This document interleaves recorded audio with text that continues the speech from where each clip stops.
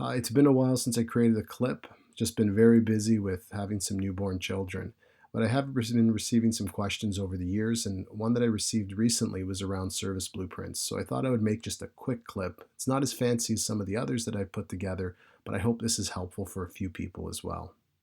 The question I received was around how is it that we document system processes? So, knowing that a business process diagram is looking at the business steps, it's not necessarily looking at what those system steps are.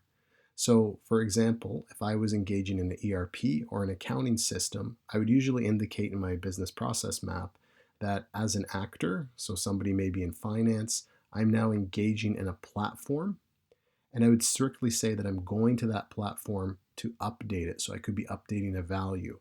However, I would not be including the level of detail to say what are those steps within that platform that I'm taking place. This clip here is meant to address a couple of ways you could approach it. What I've seen in some larger insurance company and banks is that typically you would have an off-page reference to a knowledge base.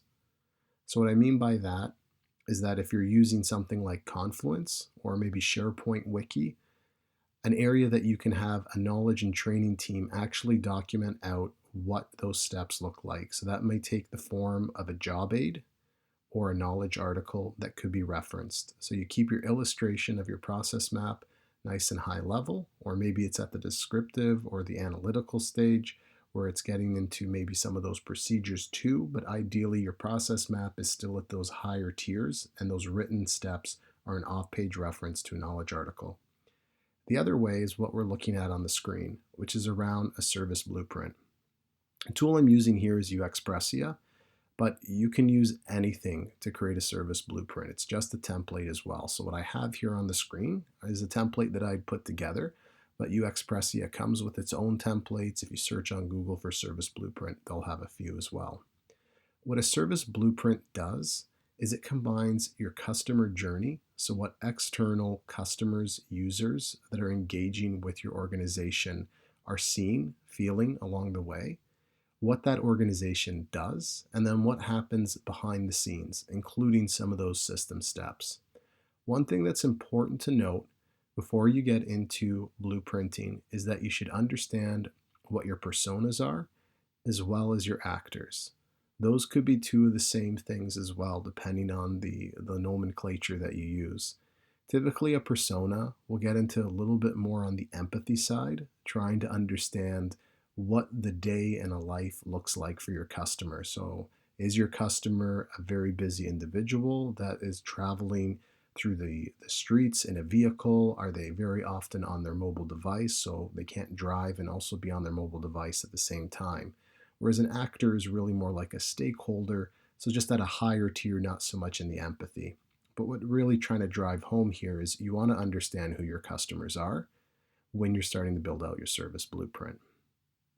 Jumping right in, looking at the way that the service blueprint is divided up is that you have stages. These could also be referred to as episodes, customer episodes across the top. Consider them like episodes or chapters throughout that life cycle, that customer journey. Looking at this one here, we have prospecting as first, so we're looking at leads. Your next stage in here might be an application. It depends on what the journey looks like for your organization, depending on the product you're selling as well. It could look different. If you're selling insurance, it's going to look a lot different than if you're selling a piece of technology or software as well. The sub-stages indicate some steps that might be within that episode, but we're not going to worry too much about this top tier because the question was about how do I actually log or create, I should say, what the system steps are, part of a process map. So in this tool, you would still continue to have your process map, and your process map would align with either those sub-stages or potentially the episodes, depending on the level of detail you get into. The tiers here along the left side are around your front stage. So this is what your customers see. If you're thinking about this is what they are exposed to. It could be an email campaign or how they interact with your website. Or if you're running a contact center or a chat bot, it could be how they engage with that platform as well. That gets into the next step here, which is around channels. So consider that about the medium that they're engaging. So the front stage might be that they see a picture in an email, or they might be hearing a voice in your IVR.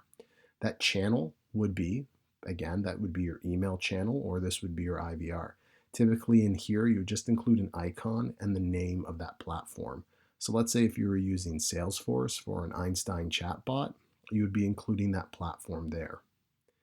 The next item in here around your front stage, so the section in green, is what the user actions, what they can do. So if you're building on that example of a chatbot, they could be interacting with the chatbot. And if it's not a very sophisticated chatbot, it probably will just be providing answers to common knowledge articles. The next section in blue here is the backstage. So now if we're building on that example that they're engaging with a chatbot, in the backstage, there's going to be possibly some interaction. So what happens if that chatbot can't answer that question? Are you going to have it rerouted to a live agent? Are you going to have a live agent actually pretend they are the chatbot and respond? Or are you going to have them immediately be directed to a phone call? So maybe it's not even chat, you're going to move different channels. This is where in that backstage, it'll say what's happening behind the scenes to make that experience take place. It'll also determine if there's internal interactions. So that's again where we're talking about maybe what that transfer is. And then further, what are those support processes?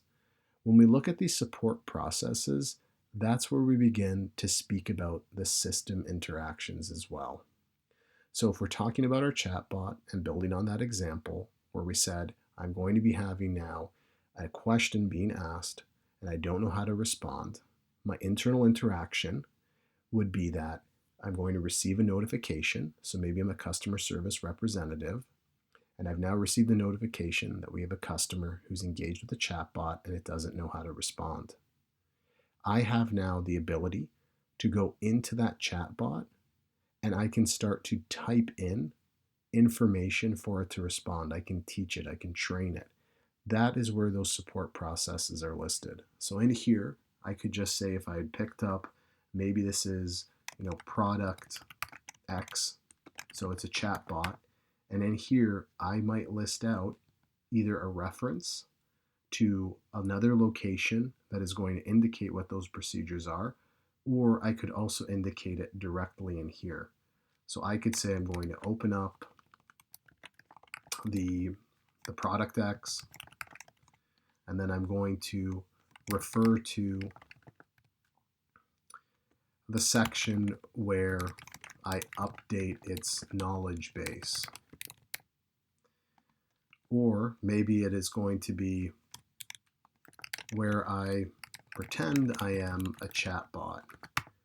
And to do that, I might have to open up that platform and I detail out those steps. The next section in here is around pain points and dependencies. I'm not going to get into it, but I hope that helps a little bit as to where you might be listing out some of those system processes. And you might be thinking to yourself too, hey, this sounds very, very similar to that example earlier on where we said the process diagram would have an off-page reference. And by the way, an off-page reference is, I believe, a shape that's very unique to Visio. I haven't seen it in other tools. However, that off-page reference going to that wiki, so going to Confluence or maybe a SharePoint site or whatever tool the organization uses, it's very similar to typing those steps in here. I mean, ultimately, if you're getting into very detailed procedures, it should be part of a job aid and not part of a service blueprint. But this is just another location that you might want to include it. And the reason this becomes a little handy is because what it's going to do is if you have your business process diagram built out, and if you've lined it up with the sub-stages along your customer's journey, it's going to show the full, this is what my customer's interacting with. This is what's happening behind the scenes, including those system steps, and these are some of the challenges or dependencies along the way. This is a very high overview of service blueprinting. When I typically do get into service blueprinting, there's some additional rows in here. I also like to look at empathy as I was sharing, so customer delight. There's a few other process rows that you can also include about cross-functional processes in here, but I just wanted to keep this very simple and a very short clip. I hope this has been helpful, and thank you so much again for watching my videos and the feedback. That is to everybody. I really appreciate it. I've been quite busy over the last few years just with my family, but very much looking forward to when the kids are a little bit older to get back and make some more of these quick videos for everybody. But always love hearing your questions and your feedback. Thanks so much.